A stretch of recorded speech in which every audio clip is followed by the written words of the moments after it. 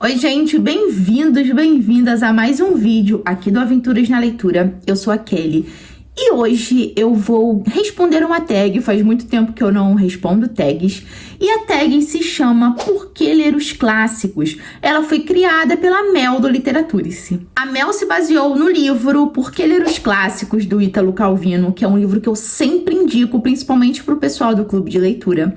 É um livro que eu gostei muito de ter lido, aprendi muito. E ele fala, né, o Ítalo Calvino, como o próprio nome já diz, ele fala sobre a importância de ler os clássicos. A primeira pergunta é: um clássico que eu soube que queria reler assim que terminei a leitura? Bom, sem dúvidas, eu tenho vários clássicos que eu gostaria de ler assim que eu terminei a leitura. Inclusive, eu terminei recentemente, que foi o livro de abril do Clube Aventuras na Leitura, que foi O Morro dos Ventos Vivantes. Esse eu tenho certeza que eu quero reler, mas eu vou falar um que eu gosto demais, que é um dos meus livros favoritos também, que é Frankenstein, da Mary Shelley. Tem vídeo aqui no canal sobre esse livro, vou deixar inclusive linkado para vocês assistirem, mas Frankenstein vai muito além da história do criador e da criatura, do monstro. Só um parênteses, né? Muitas pessoas não sabem, acabam confundindo. Frankenstein é o nome do cientista, tá? E a criatura que ele acaba criando não tem nome. É um livro que vai falar muito sobre a condição humana também, até que ponto o ser humano pode chegar. Tem muitas discussões presentes nesse livro. Eu comentei algumas nessa resenha que eu fiz. Então fica aí a minha primeira indicação: Frankenstein, um clássico da literatura, escrito pela Mary Shelley, que inclusive foi escrito em meio a um desafio, tá, literário com outros escritores. Pergunta número 2. Um clássico que eu queria esquecer para poder ler pela primeira vez. Outro também que eu poderia dar várias respostas, mas escolhi um clássico da literatura portuguesa, que é O Crime do Padre Amaro, do Eça de Queiroz. Também tem resenha aqui no canal. É um livro que me surpreendeu muito. Eu conheci a obra na faculdade, na verdade eu tive que ler na faculdade de letras para poder apresentar um trabalho. E eu me surpreendi muito com essa história, que, como o próprio título diz, o padre comete um crime, na verdade um pecado perante a igreja. Acompanhe o desenrolar disso. E nessa resenha aqui do canal, eu fiz uma análise sobre a obra, e a gente tem esse padre, que é o protagonista, que acaba cometendo esse pecado aí, chocando muitas pessoas da região. E a gente acaba tendo aí uma forte crítica que o Eça de Queiroz fez à sociedade e à igreja na época. Então foi um livro muito polêmico e eu com certeza queria esquecer tudo para poder ler novamente, mas tá me dando uma vontade de reler esse livro. Pergunta número 3. Um clássico que eu absorvi como referência no meu dia a dia. Aqui traz a proposta de um clássico que você tende a utilizar o que você leu, o que você aprendeu ali, o que você tirou dele, né, no seu dia a dia. E eu vejo muito disso nos livros de poesia. Eu gosto muito de ler poesia e eu sempre vejo coisas novas na poesia, sabe? Coisas que me tocam, me fazem refletir. E um livro que eu li em 2020, se eu não me engano, foi Sentimento do Mundo, do Drummond. Gente, leiam Drummond. Drummond foi um grande escritor da nossa literatura, um grande poeta. E os seus livros marcaram muito o período e marcam muito a literatura até hoje. Eu quero aproveitar para deixar uma dica para vocês de um exercício que eu faço diariamente, que é ler poesia. Eu tenho aqui em cima, onde eu estou gravando, tem uma prateleirazinha da minha estante, tem alguns livros de poesia que eu quero mostrar para vocês. Que quando eu acordo, antes de começar a trabalhar, eu também trabalho home office, mas antes de começar a trabalhar, eu me proponho a ler poesia e a escrever, tá? Algumas vezes eu escrevo no próprio livro sobre o que eu senti, o que aquela poesia mostrou pra mim, e outras vezes eu só fico martelando na cabeça. Mas eu tenho 3 livros aqui que são livros de cabeceira, eu posso dizer assim, de poesia, que eu estou alternando a leitura. O primeiro, Reunião de Poesia, da Adélia Prado. O segundo, Meu Quintal é Maior do que o Mundo, do Manuel de Barros, genial, inclusive. E a antologia poética da grande Cecília Meirelles. Então, eu fico revezando a leitura dessas poesias, né, a leitura desses livros, e eu faço disso um exercício diário.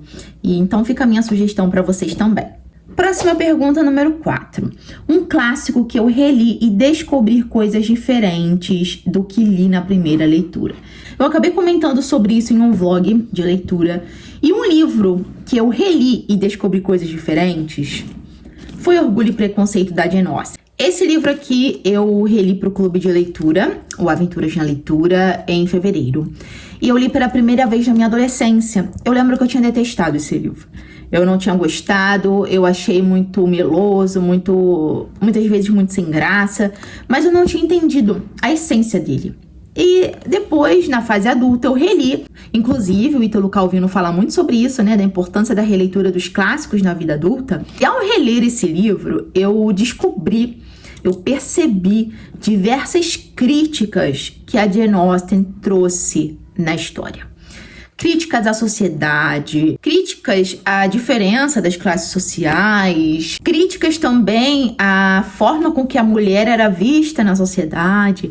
Então, gente, é muito importante a gente reler clássicos, e essa foi uma leitura que eu fiz e que eu realmente descobri coisas diferentes na releitura. Pergunta número 5. Um clássico citado por outras mídias. Aqui a proposta é mostrar um livro que você vê em outros tipos de arte, como cinema, música, e eu trouxe O Morro dos Ventos Uivantes, que foi o último clássico que eu li, que nós temos presença forte tanto no cinema quanto na música.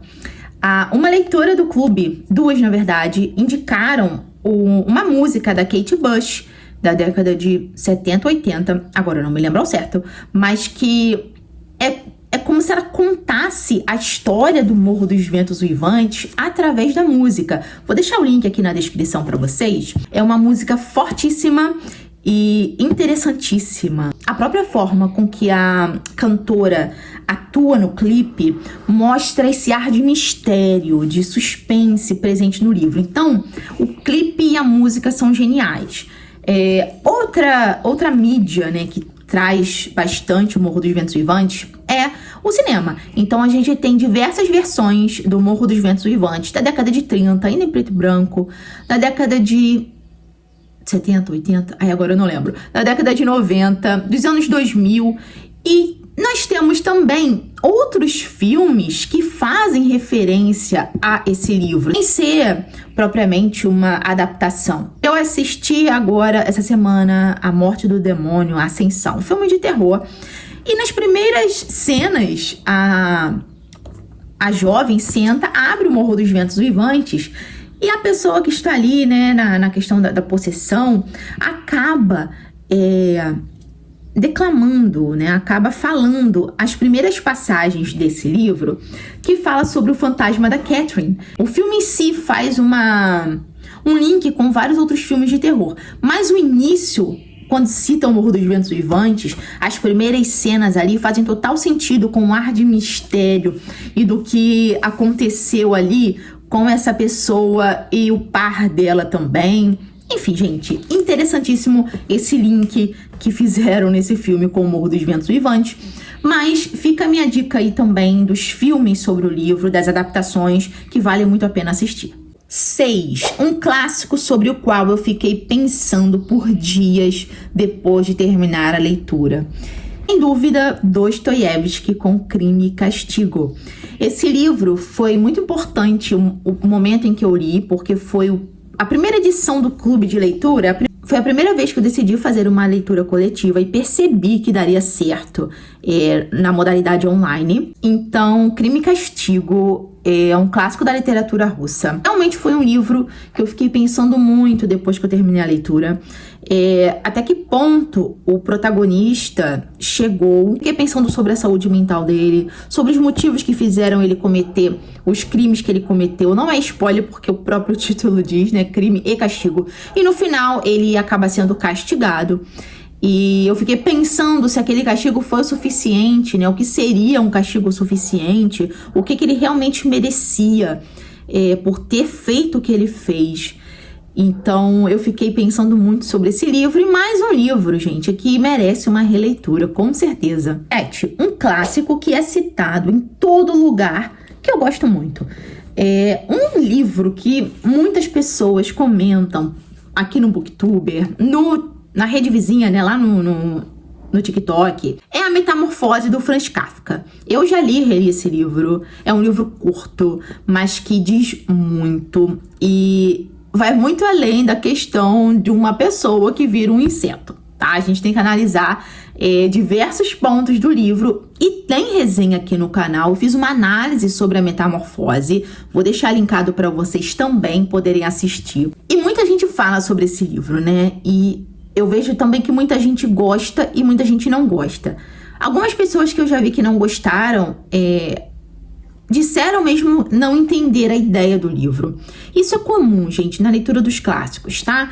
A gente começa a ler os clássicos, não entende o que ele quis dizer. Então, o que eu busco fazer?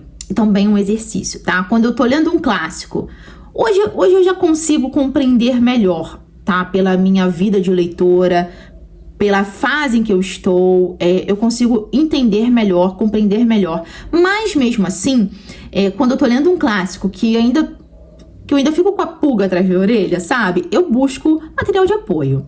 Então, por isso que eu ofereço também no clube de leitura, no Aventuras na Leitura, material de apoio para os leitores compreenderem a obra que está sendo lida. Muitas vezes é necessário, tá? Mesmo que você ache que tenha entendido tudo, é interessante buscar estudos, pesquisas, outros materiais que falem sobre a obra, que expliquem melhor o que está sendo lido. Então, é um exercício também. E eu, obviamente, fiz isso quando eu li a Metamorfose pela primeira vez e pela segunda vez também. Inclusive, na minha releitura, que rendeu o vídeo aqui pro canal. E eu indico vocês a assistirem também, porque tá bem interessante. Então, 8. Um clássico polêmico. Gente, mesmo sem ter lido, eu de imediato penso em Lolita, né? Eu conheço a história do livro em si, eu pensaria em Lolita. Mas eu quero mostrar nesse vídeo livros que eu li, clássicos que eu li. E aí eu fui resgatar na memória e no Scooby também, tá? Porque o Scooby me ajuda muito a lembrar os livros que eu li. Eu fui resgatar algum livro polêmico e eu lembrei de Cartas Portuguesas, da Mariana Alcoforado.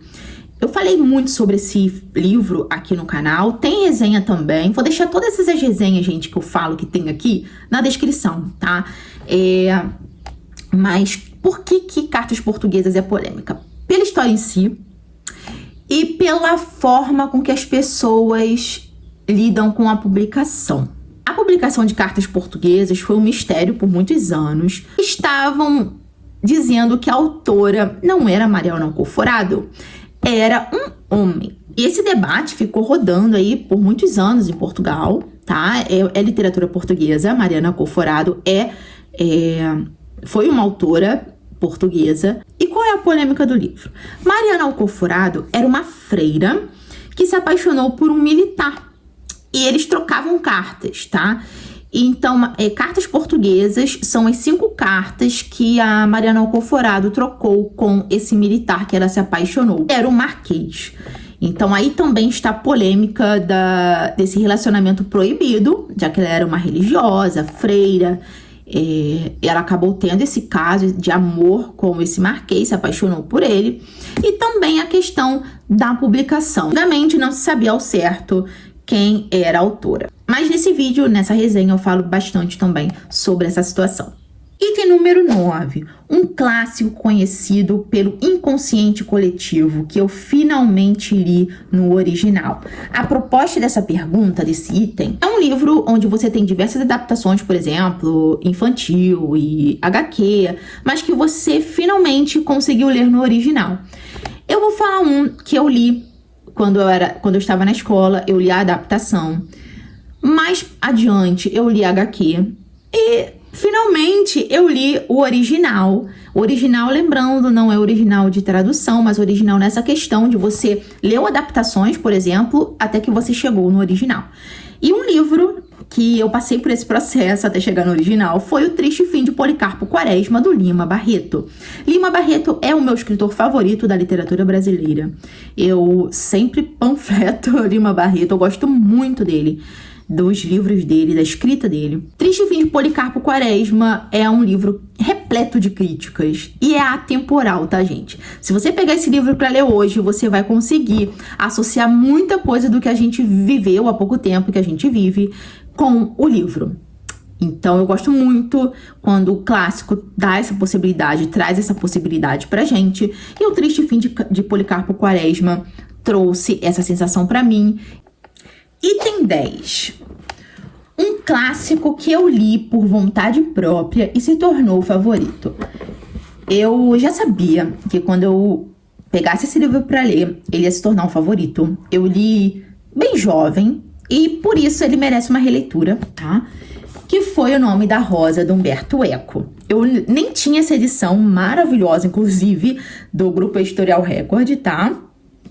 É capa dura, é uma edição que tem traduções nos rodapés, que é algo que me fez muita falta quando eu li na edição que eu tinha. A edição que eu li O Nome da Rosa era aquela edição da Abril, sabe? Com a capa meio diferente. Vou deixar a foto aqui pra vocês verem. Mas faz muitos anos e eu sinto a necessidade de reler esse livro. De qualquer forma, ele me marcou muito, porque é o ambiente que eu gosto nos livros. Eu já falei isso pra vocês várias vezes, que histórias que se passam em mosteiros, em conventos, chama muito a minha atenção. É uma área que, inclusive, eu pesquiso, tá? Escritos nessa parte. Mas aqui não é questão de autor que seja religioso, tá? É o ambiente que era religioso. Acontecem alguns crimes em um mosteiro e alguns personagens aí precisam investigar o que está por trás disso tudo. A gente tem um livro de mistério, um livro de investigação também, podemos dizer assim, que vale muito a pena a leitura e eu quero muito, muito, muito reler e me dedicar um tempinho a ele, já que ele é um calhamaço. Item 11. Um clássico pelo qual eu nutro uma relação de amor e ódio. Gente, eu quero citar dois, posso? Vou citar, vou roubar um pouquinho aqui. São dois clássicos da nossa literatura, inclusive. Macunaíma e Iracema. São dois livros que eu entendo de mais importância, o contexto histórico, a questão social, as críticas envolvendo esse livro, né, que os autores transportaram para a narrativa. Mas eu acho extremamente chato. Eu acho os dois livros, inclusive, extremamente chatos. Tanto Macunaíma quanto Iracema. Pode ser que daqui a alguns anos eu sinta vontade de reler. Pode ser, porque Macunaíma eu ainda reli. Iracema eu fugi da releitura. Macunaíma, para mim, é um livro desafiador. Eu acho que é uma obra que merece realmente ser muito estudada e aprofundada. Não tem como você ler Macunaíma sem um material de apoio, tá? Quem sabe também um dia eu tento reler Macunaíma, mas não é agora, não será agora. Então, amor e ódio por isso. Eu entendo muito a importância, a relevância que esses dois livros possuem, mas eu não consigo me prender na história, na forma com que ela é conduzida. Em 12, um clássico fundador. E não poderia deixar de citar Poética, do Aristóteles, né? Aqui, clássico fundador são os livros que deram um passo inicial aí na literatura, no que hoje a gente entende por literatura. Poética, inclusive, eu tenho ele aqui, eu só não sei aonde ele está, mas eu trouxe ele para cá. Eu já li, reli, é um livro muito importante. E Poética reúne uma série de anotações de Aristóteles sobre literatura e arte em geral. É uma verdadeira aula. Foi publicado em 300 e pouco antes de Cristo, se eu não me engano. Próximo item, um clássico cujo conteúdo histórico é importante. Poderia também citar vários aqui. Os clássicos em si têm um contexto histórico importante e relevante, mas eu vou citar um nacional, Cortiço, da Aloysio de Azevedo. É um livro ambientado no Rio de Janeiro, onde vai ser discutido muito a questão da desigualdade social, através de críticas sociais. É um livro também que vai denunciar bastante os preconceitos da época, principalmente o preconceito racial. E vai falar ali também da questão da exploração do homem pelo homem. É interessante também observar a discrepância que a gente tem entre o João Romão, que é o protagonista, um português, um comerciante português, com as pessoas que habitavam o cortiço ali. O João Romão era o comerciante português que queria enriquecer a todo custo. E a gente acompanha aí o desenrolar. Então, o contexto histórico é importante, tá? No período, principalmente no Rio de Janeiro. Então, é possível também analisar o que estava se passando ali na época, as mudanças que a cidade estava vivendo no século XIX. Último item da tag, um clássico cujo contexto histórico é distante do nosso, mas ainda é importante. Eu gosto muito da literatura portuguesa. Tem um livro chamado Viagens na Minha Terra, do Almeida Garrett. É um livro onde o próprio autor narra a sua passagem de Lisboa a Santarém, observando diversas coisas em Portugal, observando diversos pontos nesses locais. E é uma forte crítica a Portugal. Almeida Garrett faz diversas análises, diversas observações no seu percurso. Então, ele acaba citando o atraso tecnológico do país, as condições das estradas, das moradias, o governo da época, a forma de se fazer política. Então, é uma grande crítica a diversos pontos de Portugal. E Almeida Garrett analisa, então, tudo o que acontece no país naquele período.